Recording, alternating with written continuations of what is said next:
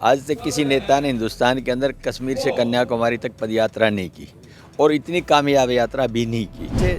किरण चौधरी की बात करें, भिवानी में आज प्रोग्राम है, तो किरण चौधरी बार बार आरोप लगाती है कि एक गुट जो है उसको नीचा दिखाने के लिए बार बार बीजेपी में जाने के जो अफवाहें हैं वो फैलाई जा रही है। आज हम एकजुटता का पाठ पढ़ाते हैं, लेकिन ये लोग जाति धर्म और संप्रदाय के अंदर बांटने का प्रयास करते हैं। पर जो बीजेपी है वो सवाल उठा रही है कि भारत तो जुड़ा जड़ाया है, कांग्रेस अपने आप को जोड़े, यानी कि जो टुकड़ों में बटी हुई है कांग्रेस पहले अपने घर को जोड़े। हम उसको जोड़ना चाहते हैं, लेकिन संगठन नहीं है कांग्रेस में, बगैर संगठन के टुकड़ों में ही संगठन है। भारत जोड़ो यात्रा के दूसरे चरण के दौरान पानीपत में होने वाली रैली को लेकर आज सभी कांग्रेसी एकजुट हुए हैं और जो है कार्यकर्ताओं को निमंत्रण दिया जा रहा है। आज हमारे साथ पूर्व सीपीएस और वर्तमान में विधायक राव दान सिंह है, उनसे बात करेंगे। सर, सबसे पहले तो दूसरा चरण कब से शुरू होगा और कितने दिन चलेगा? देखिए, 5 की रात को शामली उत्तर प्रदेश से सानौली हरियाणा के अंदर राहुल जी प्रवेश करेंगे। 6 तारीख को उनका सुबह 6 बजे प्रारंभ हो जाएगी ये यात्रा और दिन में 12 साढ़े 12 बजे रैली को संबोधित करने के लिए मंच पर आएंगे।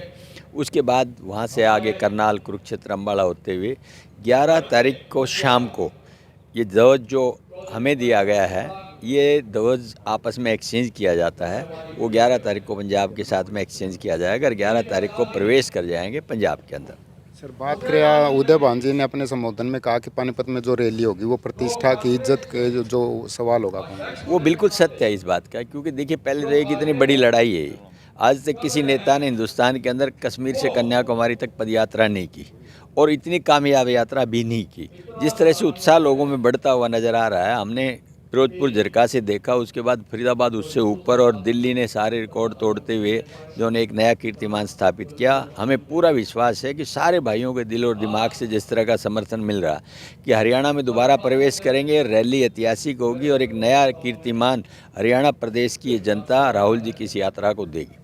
दान सिंह जी, बात करें, हर जो पार्टी है वो 2024 की चुनावी जंग में लगी हुई है, तो माना जाए कि ये यात्रा 2024 का चुनावी जंग है? नहीं, देखिए, ये राहुल जी ने यात्रा चुनाव के लिए नहीं की, ये कुछ प्रजातांत्रिक मुद्दे हैं, क्योंकि इस देश के प्रजातंत्र के ऊपर बहुत सारे प्रश्नवाचक चिन्ह लगाए गए।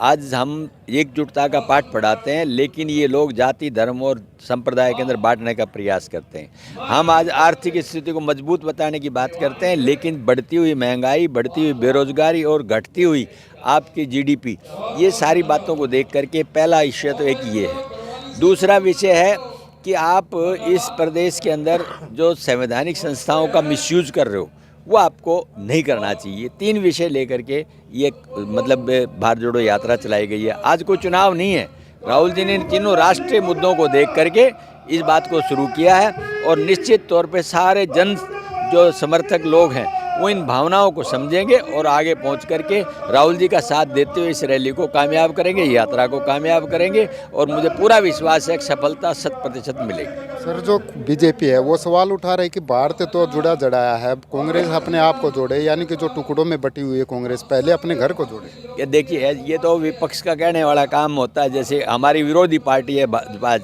हमारी कहाँ आपको विपक्ष लग रहा है कि कहाँ टूट लग रही है? जोड़ने की बात तो ये है कि गंगा जमनी तहजीब के अंदर हम हिंदू मुस्लिम सिख ईसाई एक थे, आज इन्होंने उनको बांट दिया, हम उसको जोड़ना चाहते हैं। लेकिन संगठन नहीं है कांग्रेस में, बगैर संगठन के टुकड़ों में ही संगठन है। कांग्रेस का नया अध्यक्ष बन गया, प्रदेश में नया अध्यक्ष आ गया, नीचे की जितनी भी डिस्ट्रिक्ट और स्टेट लेवल की जितनी भी कमेटियां, उनका वो जो किया जा रहा है दोबारा से। किरण चौधरी की बात करें, भिवानी में आज प्रोग्राम है, तो किरण चौधरी बार बार आरोप लगाती है कि एक गुट जो है उसको नीचा दिखाने के लिए बार बार बीजेपी में जाने के जो अफवाहें हैं वो फैलाई जा रही है। नहीं, ये तो एक तरह प्रोपगंडा है। वो बेसिकली क्या था, उन्होंने पहले 2 तारीख को तो शाम के लोगों को कह दिया था कि भाई हम अपनी 2 तारीख को रैली की तैयारी के लिए एक मीटिंग कन्वीन करेंगे। उसके बाद में ये 30 तारीख का कार्यक्रम तय कर दिया गया, क्योंकि जो भूपेंद्र सिंह हुड्डा को और उदय भान जी को तो पूरे प्रदेश में जाना था, इसलिए उन्होंने कहा कि भाई आप 30 तारीख को कर ले, मैं 2 तारीख को उनका समर्थन कर लूँ। कोई बात करें जो भारत जोड़ो यात्रा है, उसमें जो राहुल की टी शर्ट को लेकर काफ़ी सवाल उठाए गए। पहले कहा गया महंगी, अब कहा जा रहा है कि इतनी सर्दी में टी शर्ट पहनते, तो वो बताएं कि कौन सी दवा खाते। कोई बहाना नहीं मिल रहा उनको, कोई बहाना नहीं मिल रहा। पहले उन्होंने कहा कि भाई उन्होंने जब यात्रा शुरू की तो वो माला अर्पण नहीं की, वो माला अर्पित उन्होंने की। उन्होंने कहा कि ये विदेशी लोग हैं, ये जो है बर्बरी के टी शर्ट पहने हुए हैं। लेकिन मैं एक बात कहना चाहता हूँ, वो 10 लाख का सूट पहन ले तो उसमें कोई आपत्ति नहीं। अगर कोई एक टी शर्ट पहन ले, कोई कितने बड़े मतलब कद्दावर नेता, तो उसके ऊपर सवाल पैदा किए जाते हैं। आज रही बात, उनके हौसला है, उनके अंदर हिम्मत है और उन्होंने संकल्प लिया हुआ है। इसलिए जब वो कोई व्यक्ति गांव के अंदर भी जब संकल्प ले लेता है तो वो गर्मी सर्दी की परवाह नहीं करता। राहुल जी ने 3000 के लगभग तकरीबन ये यात्रा किलोमीटर की पूरी कर ली है, एक संकल्प के साथ की है। एक सवाल और उठाया जा रहा है कि राहुल गांधी जो है अनजान थे इस देश से, वो यात्रा को 4-5 साल और करे ताकि देश की जानकारी हो। ऐसा नहीं है, ये राजनीतिक परिवार है, आज का नहीं। देश जब से आज़ाद हुआ उससे पहले से भी राजनीतिक परिवार है और जन जन की समस्याओं से वाकिफ़ है। राहुल जी ने कहा कि मैं और ज़्यादा लोगों से जुड़ करके उनकी समस्याओं के बारे में जानना चाहता हूँ, इसलिए यात्रा का शुभारंभ। बात करें किसानों की, तो किसानों ने एक बार फिर से दूसरे फेज का जो आंदोलन शुरू करने की बात कही है 26 जनवरी से, तो क्या मानते हैं कि कितना जरूरी है और कांग्रेस का क्या समर्थन? देखिए, राहुल जी ने पहले भी समर्थन दिया है, आगे भी देंगे। किसान इस देश की एक तरह से परिधि है जिसके चारों तरफ सब कुछ घूमता है। हम किसान परिवार में पैदा हुए, हमें किसान की समस्याओं के बारे में अच्छी तरह से पता है। किसान के साथ जो ज्यादती इस सरकार ने की वो आज तक किसी ने नहीं की और उसी का परिणाम ये रहा कि 1 साल के संघर्ष के बाद 700 आदमियों 12 आदमियों के जान देने के बाद, बलिदान देने के बाद उनको कानून वापस लेना पड़ा। तो ये सरकार किसान हितैषी तो रही नहीं।